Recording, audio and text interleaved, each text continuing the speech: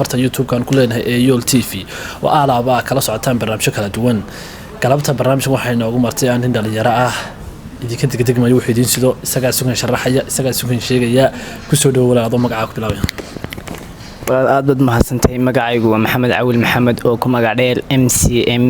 oo hal abuur daayir oo ku nool magaalada Burco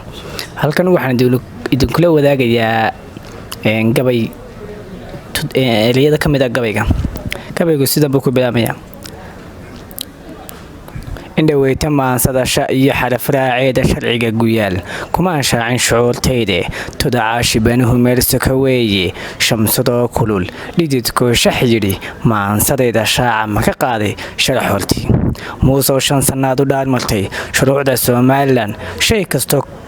kastoo kor loo qaadaa cilku isku sii shareele adna shafkaa taagaysa shilinkuna shay nooma gooyo shacabkan dhagolsane sheekh walba ku dul shaxayow sarkaal hadduu shumo dhakhtarka lagu shaafiyaa shanta talxumada sheekh maanta aan ka kala tagin shan kala ballaantiriyo bal waxa jira ballaanshaciyo ciidan wadankeena shayga laga shaxaaday takadeena shisheeyuhu shubanaya macdanteena